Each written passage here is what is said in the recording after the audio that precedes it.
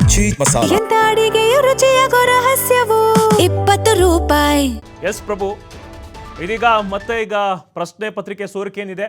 ಹೊಸ ಕಾನೂನನ್ನು ರಚಿಸೋದಕ್ಕೆ ಸಂಪುಟ ಸಮ್ಮತಿಯನ್ನ ಕೊಟ್ಟಿದೆ. ಸೋಮವಾರ ಮಂಡನೆ ಆಗುತ್ತಂತೆ ಹೊಸ ಮಸೂದೆ. ಸೊ ಇದರ ಬಗ್ಗೆ ಹೆಚ್ಚಿನ ಅಪ್ಡೇಟ್ಸ್ ಏನಿದೆ ಪ್ರಭು? ಈ ಮಸೂದೆ ಅವಶ್ಯಕತೆ ಬಹಳ ಇತ್ತು. ಯಾಕಂತ ಹೇಳಿದ್ರೆ ಈಗ ದೇಶದಲ್ಲಿ ಯಾವುದೇ ರೀತಿಯಾದಂಥ ಈ ರೀತಿ ಅಕ್ರಮಗಳಾದಾಗ ಪ್ರತ್ಯೇಕವಾಗಿ ಕಾನೂನು ಆಗಿರ್ಬೋದು ಅಥವಾ ಕೆಲವೊಂದಿಷ್ಟು ನಿಯಮಗಳಂತ ಇರಲಿಲ್ಲ. ಅದು ಕ್ರಿಮಿನಲ್ ಪ್ರಕರಣನೋ ಅಥವಾ ಇನ್ನಿತರ ಸೆಕ್ಷನ್ಗಳನ್ನು ಹಾಕಿ ಅವ್ರ ಮೇಲೆ ಕ್ರಮ ತೆಗೆದುಕೊಳ್ಳುವಂಥ ಒಂದು ಪ್ರಯತ್ನಗಳು ಇಲ್ಲಿವರೆಗೂ ಕೂಡ ನಾವು ನೋಡ್ತಾ ಬರ್ತಾ ಇದ್ವಿ. ನಮಗೆ ಗೊತ್ತೇ ಇದೆ, ಲಾಸ್ಟ್ ಇಯರ್ ಕೂಡ ಇದೇ ರೀತಿಯಾದಂಥ ಘಟನೆಗಳಾದಾಗ ನೋಡಿ ಅದರಲ್ಲಿ ಕೆಲವೊಂದಿಷ್ಟು ಆರೋಪಿಗಳನ್ನು ಬಂಧನ ಮಾಡಲಾಗುತ್ತೆ. CBI ಕೋರ್ಟ್ ಕೂಡ ಅವರು ನಿರ್ದೋಷಿ ಅಂತ ಹೇಳಿ ಬಿಡುಗಡೆ ಮಾಡ್ತು. ಹಾಗಾಗಿ ಈಗ ನೀಟ್ ಅಕ್ರಮದಲ್ಲಿ ಭಾಗಿಯಾದಂಥವ್ರು ಯಾರೂ ಕೂಡ ಜೈಲುವಾಸ ಅನುಭವಿಸ್ತಾ ಇಲ್ಲ.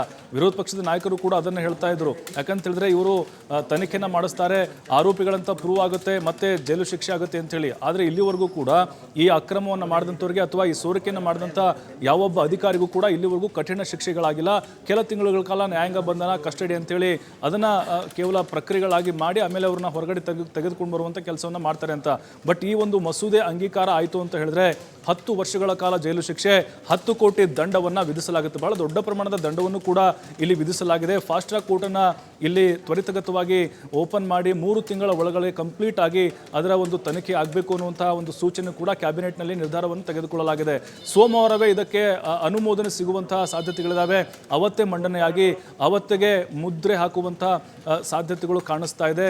ಈ ಒಂದು ಬಿಲ್ನ ಅವಶ್ಯಕತೆ ಈಗಷ್ಟೇ ಅಲ್ಲ, ಈ ಹಿಂದೆನೂ ಕೂಡ ಇದರ ಬಗ್ಗೆ ಧ್ವನಿ ಎತ್ತಲಾಗಿತ್ತು. ಆದರೆ ಕೇಂದ್ರ ಸರ್ಕಾರ ಇದರ ಬಗ್ಗೆ ಗಂಭೀರವಾದಂಥ ಚಿಂತನೆಗಳನ್ನು ಮಾಡಿರಲಿಲ್ಲ. ಬಟ್ ಈಗ ಸಮಯ ಸರಿಯಾಗಿದೆ ಮತ್ತು ಪರಿಸ್ಥಿತಿ ಅನಿವಾರ್ಯತೆ ಇದೆ ಮತ್ತು CJP ಸೇರಿದಂತೆ ವಿರೋಧ ಪಕ್ಷಗಳ ಒಂದು ಹೋರಾಟದ ಒಂದು ಒತ್ತಡಕ್ಕೆ ಮಣಿದು ಕೇಂದ್ರ ಸರ್ಕಾರ ಈ ಮಸೂದೆಯನ್ನು ಅಂಗೀಕಾರ ಮಾಡಲಿಕ್ಕೆ ನಿರ್ಧಾರವನ್ನು ಮಾಡಿದೆ. ಈ ಮಸೂದೆ ಏನಾದರೂ ಕಾನೂನಾತ್ಮಕವಾಗಿ ಅದು ಜಾರಿಯಾಗಿದ್ದೆ ಆದರೆ, ಕಾರ್ಯಗತಕ್ಕೆ ಅದು ಬಂದಿದ್ದೆ ಆದರೆ ಖಂಡಿತವಾಗಲಿ ಮುಂದೆ ನಡೆಯಬಹುದಾದಂಥ ಇಂಥ ಅಕ್ರಮಗಳಿಗೆ ಕಡಿವಾಣ ಹಾಕುವುದು ನಿಶ್ಚಳವಾಗಿ ಗೊತ್ತಾಗುತ್ತೆ. ಮಲ್ಲಿಕಾರ್ಜುನ್, ಥ್ಯಾಂಕ್ ಯು ಪ್ರಭು ತಮ್ಮೆಲ್ಲ ಮಾಹಿತಿಗಾಗಿ.